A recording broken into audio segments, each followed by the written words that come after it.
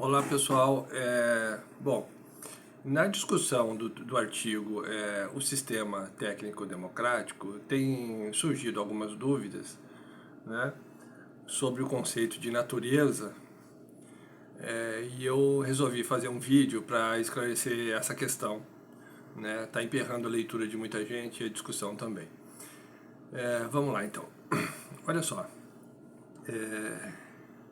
aquilo que nós entendemos por natureza, né, no ambiente cultural do Ocidente, é resultado de uma espécie de, digamos assim, intervenção cristã sobre uma base politeísta, né?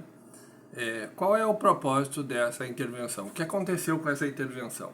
Né? Bom, em qualquer religião politeísta, ou panteísta, enfim, podemos ampliar um pouco, mas vamos falar um pouco sobre aquilo que diz respeito mais diretamente ao cristianismo, que é uma religião monoteísta. Digamos assim, o seu grande inimigo histórico são as religiões politeístas, né? O conceito de natureza, talvez o termo conceito não seja apropriado, né? Porque nós estamos falando de religiões. O que importa aí é como as pessoas experimentam, né, digamos assim, a sua existência no ambiente politeísta. Como é que elas experimentam a sua existência? Como é que elas conduzem a sua existência no ambiente politeísta? Portanto, naquele ambiente contra o qual o cristianismo, que é uma religião monoteísta, veio se chocar, né? Que experiência de vida é essa e que conceito, digamos assim, de natureza, portanto, está presente nessa experiência? Bom, o politeísmo, né, é uma espécie de concepção de mundo em que a totalidade do mundo em que nós vivemos, né, ele está imerso numa condição espiritual. Então não há... o que significa isso? Significa que a natureza é sagrada, né, nos nossos termos, né? Mas na verdade não há uma distinção entre o que é sagrado e o que é profano, né? Tudo, a condição da existência é totalmente sagrada, digamos assim. Então a relação das pessoas com o mundo natural, né, com o que está lá fora, é uma religião com algo que é sagrado. Por exemplo, isso exige, por exemplo, da parte dos seres humanos, um certo respeito pela natureza. Por que um certo respeito? Porque a natureza é sagrada, ela estava aí antes que a minha existência tenha começado. Então eu cheguei depois, né? Então há uma espécie de aura espiritual que envolve todos os eventos da natureza, né? Então todos eles são objetos de devoção, num certo sentido, né? Para vocês terem uma ideia, né, vamos nos aproximar um pouco mais aqui da América, né? Os maias tinham cultos, né? Tinham um sistema religioso complexo, mas uma parte desse sistema religioso era culto a, digamos assim, a lugares sagrados naturais. O que eram esses lugares naturais? Qualquer característica natural que saía do convencional. Chamavam-se huacas, né? Então, por exemplo, um penhasco era um objeto de culto, porque ali havia uma espécie de condensação dessa energia vital que perpassava a totalidade da natureza. Então, qualquer acidente geográfico, uma árvore próxima a uma fonte era uma huaca, né? Uma pedra enorme, gigantesca, uma montanha era uma huaca. Então, isso quer dizer o seguinte, a totalidade da natureza, ela exigia, portanto, ela se impunha com um peso espiritual grande, né? Já que a natureza era espiritualizada, era entendida como espiritualizada, isso exigia reverência por parte dos seres humanos, né? O que acontece com, digamos assim, o impacto do monoteísmo sobre essa concepção de natureza espiritualizada? Olha, o monoteísmo exige a crença em um Deus único e, portanto, digamos assim, ele condensa essa espiritualidade difusa dessas religiões politeístas numa única personalidade divina. Para o resto sobra o quê? Sobra a materialidade. O exemplo clássico disso, mais importante, é o judaísmo, né? A expressão nós somos pó e voltaremos para o pó, que é uma expressão que está na Bíblia, mas de origem judaica, quer dizer o seguinte, né?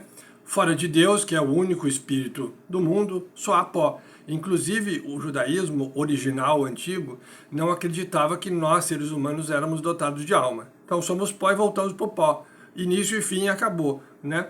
Tudo que é relevante aí, tudo que é efetivamente espiritual é só Deus, né? Então, aí no judaísmo há uma espécie de excesso na separação da espiritualidade que se afasta da natureza e se condensa numa única personalidade, né? Claro, o cristianismo não levou isso ao pé da letra, né? Tanto é que nós temos almas, seres humanos temos almas, portanto, princípios espirituais, que, claro, devem se encaminhar para a vida espiritual própria dessa religião.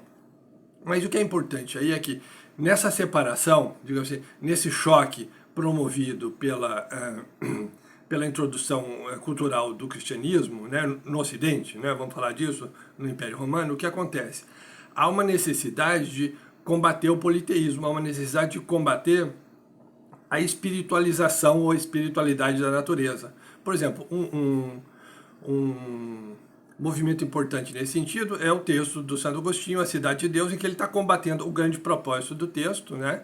Um dos textos fundadores do cristianismo é combater justamente o politeísmo da religião romana, né? Concentrando toda a espiritualidade, né, na figura de Deus, né? Então esse é o sentido desse movimento. O que acontece com a natureza? A natureza se torna o que nós podemos chamar de uma natureza prosaica, puramente material, né? Que é a concepção de natureza que nós temos no Ocidente. O que é a natureza? A natureza não tem vida espiritual. A natureza são os fatos, né? Alguns filósofos dizem, né? Tem um texto famoso de um filósofo que começa assim, né? A natureza é a totalidade dos fatos, ponto final. Né? Porque a natureza são os fatos? Porque ela não tem vida espiritual, né? Não como nós, ela não tem interioridade. A natureza é o que há, é isso que aparece, só, né? A exterioridade. Bom, isso permite, veja só, né? Essa mudança de paradigma com relação à natureza permite uma enorme separação do princípio subjetivo dos seres humanos com relação à natureza. Permite uma cisão e um afastamento, né, que foi promovido pela religião cristã com relação ao mundo natural. A natureza se tornou objetiva, porque ela não era objetiva. A natureza era dotada de intenções no politeísmo. Em todas as religiões tradicionais politeístas, a natureza tem intenções, como nós achamos, né, que nós, seres humanos, temos intenções hoje. Né? O que é uma intenção? Uma vontade. Né? Nós lidamos com a natureza como se ela fosse destituída de vontade. Ela é um conjunto de fatos, ela não tem interioridade, não tem intenções. Então se promoveu, a partir da base politeísta, uma ruptura. Nós temos intenção, nós temos vontade, nós temos subjetividade. A natureza está aí como um conjunto de fatos, ela é prosaica. Né? Nela há tudo que aparece. A natureza é isto. Né? Então, nós buscamos, na nossa relação com a natureza, não interpretar quais são as vontades da natureza. Não fazemos isso, a ciência ocidental não faz isso. O que a ciência ocidental faz? Dado que o conjunto dos fatos é a natureza e é apenas isso, existe uma lógica, né? Um sistema de regras naturais que rege o comportamento da natureza. Nós descobrimos qual é esse sistema. Né? Então, o propósito do conhecimento é descobrir o sistema de regras do mundo natural e intervir nesse sistema, né? Promovendo o bem-estar do gênero humano. Nesta promoção, nós incluímos as nossas intenções, os nossos propósitos, que são humanos, no reino natural. Né? Então, veja bem, primeiro há, do ponto de vista cultural, um afastamento e uma distinção entre os seres humanos e tudo que é natural, né? Que é uma necessidade típica do cristianismo. Né? Depois nós promovemos o conhecimento exaustivo desse sistema autônomo de regras, típico do mundo natural, e tendo esse conhecimento, nós nos apropriamos também da capacidade de intervir, projetando intenções humanas no curso natural. Né? Então, quando fizemos qualquer intervenção tecnológica, né, não interessa, criamos uma represa para gerar energia elétrica ou construímos um prédio, o que nós estamos fazendo? Nós estamos lidando com regras do sistema do mundo natural, conjunto de regras que permeia essa natureza, que rege essa natureza, reconhecemos a sua autonomia e introjetamos ali, né, intenções que não são intenções originais da natureza, são as nossas intenções, até porque a natureza não tem intenções. Né? Nós projetamos a nossa vontade sobre o mundo natural. Portanto, a ciência ocidental é, queiramos ou não, concordemos ou não com isso, uma espécie de promoção do poder humano, né, sobre a natureza. Portanto, a ciência é um projeto político. Né? Não é um projeto político de esquerda nem de direita, absolutamente nada disso. É um projeto político porque é um projeto de controle do mundo natural feito pelos seres humanos. Portanto, é um projeto político. Isso está claríssimo nos textos fundadores, né, da ciência contemporânea. Você pega um autor como Francis Bacon, por exemplo, você vai ver isso claramente. Né? O propósito da ciência é promover a melhoria da vida dos seres humanos. Para isso, precisamos dominar a natureza. Então, a relação de domínio. Por que você pode dominar a natureza? Porque a natureza não tem vontade. Né? Então é fácil dominar a natureza. Você só precisa conhecer o sistema e inocular aí, introduzir aí, né, os propósitos humanos. Né? Agora, essa grande ruptura, ela promove uma brutal separação do ponto de vista dessa unidade própria do mundo, dos mundos politeístas. Né? Que divisão é essa? Sujeito e natureza, sujeito e objeto.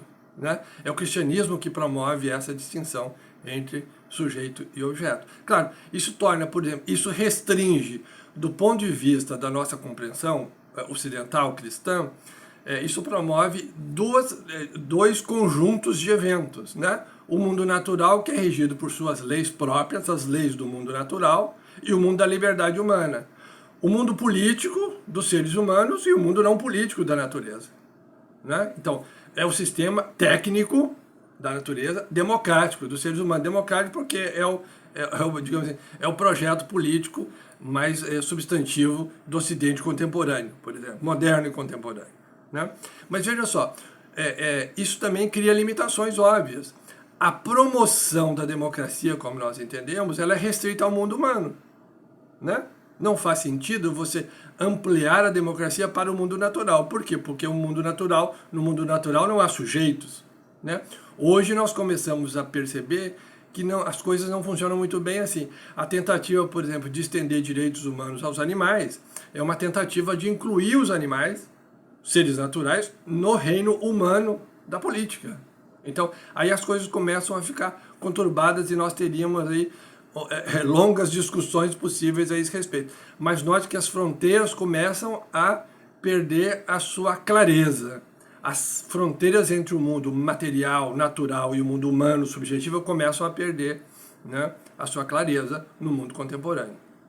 Mas isso são outras discussões. Eu quero chamar a atenção de vocês para que o gesto fundador, digamos assim, do ponto de vista cultural, o que é marcante aí é essa separação entre o mundo animal, entre o mundo natural, né, melhor dizendo, não animal, entre o mundo natural e o mundo humano, ele só é possível dentro de uma cultura cristã, que exige a separação entre o princípio espiritual único e o mundo material que não é espiritualizado. Né? Então, por exemplo, a ciência, como nós entendemos, ela é filha do cristianismo. A ciência ocidental, ela é filha do ambiente cristão. Né? Não é à toa que ela vigora nos países altamente cristianizados, né? Principalmente aqueles que sofreram a reforma protestante, que é uma espécie de reforço dos princípios cristãos originais. Outra discussão que nós não vamos fazer aqui. Né? Mas mesmo os países católicos, como o Brasil, né, tem marcas dessa tradição cristã de separação entre o mundo natural, né, e o mundo humano. Só para você ter uma ideia, um dos primeiros enfrentamentos que ocorreram aqui na América com a chegada dos europeus foi justamente uma espécie de necessidade dos missionários cristãos, né, franciscanos, que foram os primeiros a chegar na região do México, com os astecas e depois no Peru, os incas. Né? O grande embate inicial era demonstrar para os indígenas, né, que os seus deuses, né, os seus ídolos, eram matéria. Então, por exemplo, você pegava um ídolo de pedra e quebrava. Você pegava um ídolo, né, isso está relatado, né, pelos depoimentos dos missionários da época. Ou seja, esse tratamento natural dos ídolos quer dizer o seguinte: olha, isso que vocês cultuam é a natureza, não é Deus. Deus é espírito. Né? Então Deus não está misturado na natureza. Porque os ídolos dos indígenas eram de materiais disponíveis, de pedra, de madeira, de metais preciosos, ouro e prata, enfim. Né? Enfim. Mas justamente esse embate, né, inicial é um embate para separar o espírito da natureza. Né? o cristianismo não compactua com a ideia de uma natureza espiritualizada.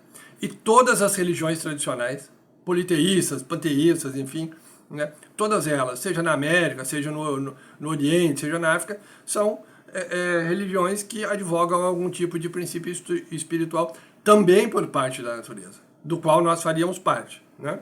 Então, essa separação, né, entre digamos assim, o reino dos humanos e o reino da natureza é típico da cultura cristã, né? E, portanto, a ciência ocidental, como nós entendemos, ela só é possível nesse contexto do cristianismo. Eu espero que tenha ajudado vocês a um pouco clarear as ideias, se não, voltamos a discutir essas questões no grupo do WhatsApp, desculpe, do Facebook, ok? Até a próxima, pessoal.